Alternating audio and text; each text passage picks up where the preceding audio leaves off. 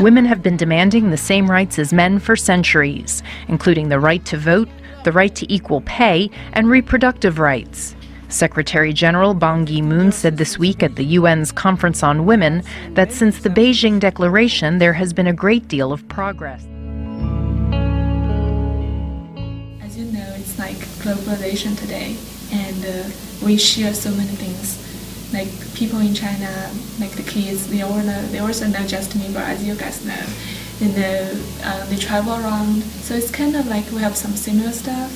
And if you see there's any movement I noticed from my mother's generation or my grandmother's generation compared to our generation, I think women are more equal nowadays to have the opportunity to go to college. So it's the same standard for male and female to get into college. And China have a long history of arranged marriage for thousands of years, but luckily nowadays we don't have that anymore. Like for me or for my nearby, I think it's because I'm from city. There's still some in rural area, really like still developing, and there is some extremely case like if their son are handicapped or their son cannot find a wife, people will buy a wife, which those wives are kidnapped from like other places. They may be like me, they just travel around somewhere and got kidnapped. So this is an extremely case, but which is not arranged marriage, but there is something about that which is a dark side, but it's only a small part. In general speaking, nowadays we are like, it's your freedom to choose the partner you want. Yeah, as I said before, there are like the most thing for me, the most impressive, or it's the equal rights to go to college, go to university, go to any school. It depends on the grade. Doesn't matter you are boy or girl. And even actually, I think in some of the college, the best college, even girls now are a little bit more. The percentage is a little bit higher than boys. So, and of course, in the partner choosing and in a relationship, not a relationship, they have more freedom to choose what they want. Women, they don't, like before, they must listen to their parents, and now they have more rights on that side. And for the job, I don't have experience on that, so yeah, I'm not sure about it.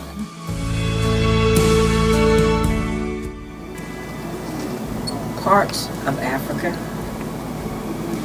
women are abused from all levels, educational, social aspects, as well as sexual.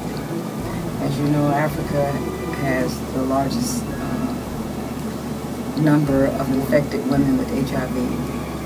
That being a problem, I think, is really destroying a nation of women. And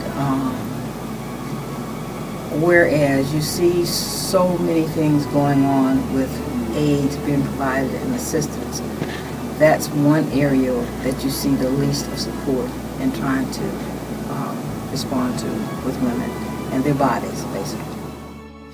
I think it'd have to be these women in Middle Eastern cultures, cultures like Iran, and it's not even specific to women in those cultures, but I think it's even more magnified for them because we're talking about places where women aren't allowed to show their faces in public. They're not allowed to drive a car. They're not allowed to walk within 10 paces of their husband. They're not allowed to touch anyone who's not their husband. I mean, we talk a lot about women's issues in the United States, and these things are important, and kind of helping women break through the glass ceiling, I guess, when we're talking about career-wise and things like that are important, but it's not near as, not near the same as what you're talking about when places where women don't have basic human rights in a lot of these other cultures. So I would have to say it's these Middle Eastern cultures.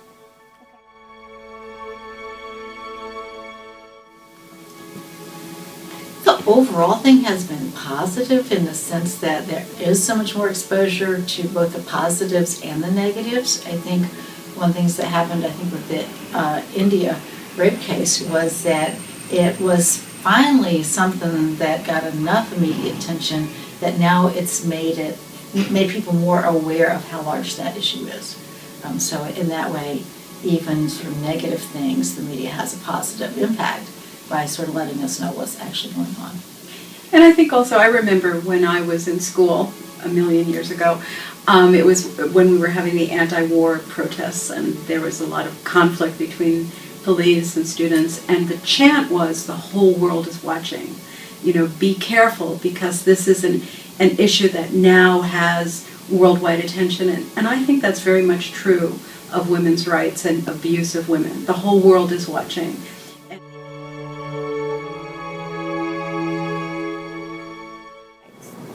It's just opened up more opportunities, whether, no matter which country and culture now, you can travel worldwide, and if you do, you see a lot of different opportunities, and I think Israel is a good example, a shining example in the Middle East of where women are starting to do things that traditionally they've not been able to do, and then you got areas, part of that world over there where they have to stay covered and they can't really come in contact with anybody but husbands and that sort of thing. So I think globally it's getting better. There's still a long way to go in certain areas and regions of the world, but overall I think it's improved. I think media has done a good job, and I think the American culture, the freedom of opportunity has been a light to the world, if you will.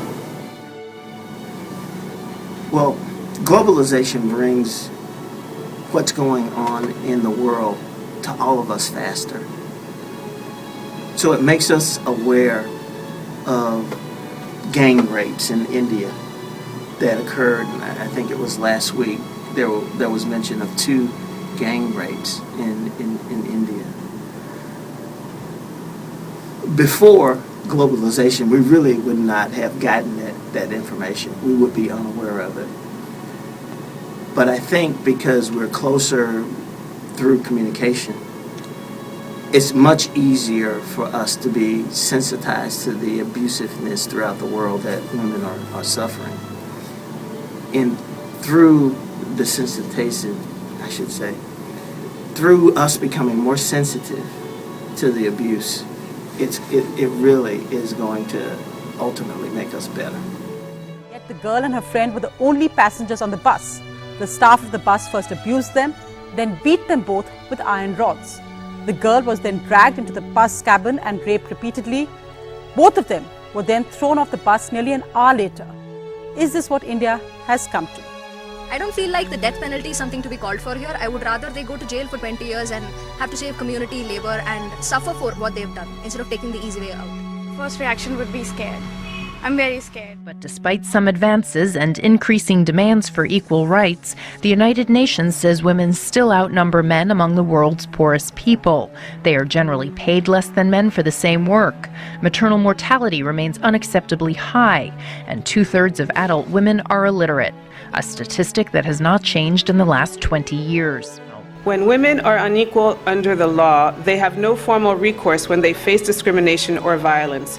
In Singapore, for example, the law allows a man to rape his wife if she is 13 years of age or older. In Iraq, the law requires a woman to get the approval of her male guardian or husband to obtain a passport.